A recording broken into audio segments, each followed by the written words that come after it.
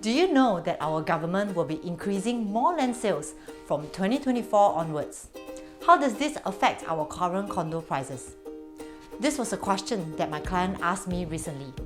He then later on shared that he is afraid to make his property move now, as his unit has shown signs in stagnation. If you're one of the owners experiencing this situation, you are not alone. Today, I would like to share with you how many of my clients have experienced positive outcomes in their property journey, and most importantly, know when to enter and when to exit. Have you ever wondered how some owners are able to make such healthy profits within a short span, while others do not seem to appreciate much, even after many years? Today, I would like to demonstrate what we mean by the adjacent parcel effect. Let's take a look at these real-life case studies. Trialing, for instance, and how Park Clementi's, when launched till TOP, has helped it to move its price up steadily. Since launched in 2013 till 2019, Trialing has been experiencing an overall downtrend of up to 8.6%. But once Park Clementi's was launched in 2019 and TOP recently, we started seeing Trialing gaining almost 20% in value. This has helped many owners see healthy gains of $400,000 to $700,000 over an overall holding period of 6 to 7 years. The reason why this could be happening is due to land costs. You see, when Trialing was launched, developers' break-even prices were sitting at $1,020, which will explain why it was launched at $1,002 to $1,004 per square feet at that time. But within a span of 5 to 6 years, Park Clementi's land sales break-even prices shot up to $1,374 per square feet. This has resulted in the development having to launch at $1,005 to $1,006 per square feet. So if today you are the owner of Park Clementi's, how much would you sell your property? Am I right to say that the resale value could be $1,008 to $1,009 per square feet minimally? As such, what will happen to Trialing's owners?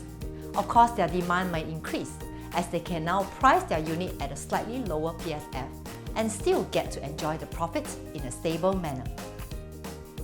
In your opinion, how would you think Trialing would perform if there is no Park Clementi's today? To better understand this, let's take a look at how having two new land sales around Park Riviera can help in its growth in both value and demand. From here, you can notice that from 2016 till 2018, Park Riviera only gained 8%, which was an average growth of $96 per square feet. But the moment Twinview launched in that same year, there was a steep gain of 6%, which equates to $90 per square feet gain just within that 6 months. The following year, Whistler Grand was launched, and thereafter, Park Riviera showed a steady growth of almost 26% within the next 4 years, with an average PSF gain of $339. If you take reference to the land sales break-even prices, Park Riviera was at $1,016 per square feet, while Twinview was at $1,065 PSF. Then came Whistler Grand, which had a significant higher break-even at $1,314 PSF.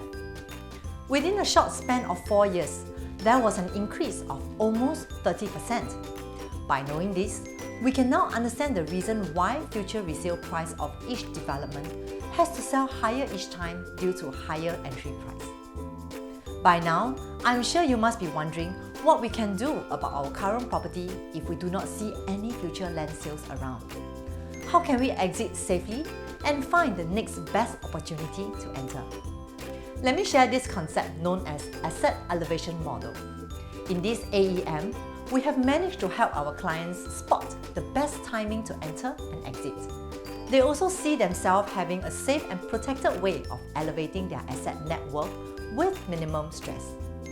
For instance, we guided our client to exit their 2-bedder Hill Vista in 2012 and enter into Hillian 2-bedder, as this was what they could comfortably finance at that time. Hold it for the next 5 years and upgraded to Dairy Farm Residences 3-bedder, and finally sold in Q3 last year. All in all, my client made a gross profit of $742,000 within a span of 12 years. If my client were to stay put and hold on to Hill Vista, it would have been only barely $145,000 to $150,000 of gross gains. This could have been a real disappointment to anyone who's looking at growing their assets, as there may be a chance of being priced out in the market. If you would like to understand more about this asset elevation model, feel free to connect with me and I will certainly do my best to cater for your needs in the most exclusive way. See you in my next episode of Property Talk La.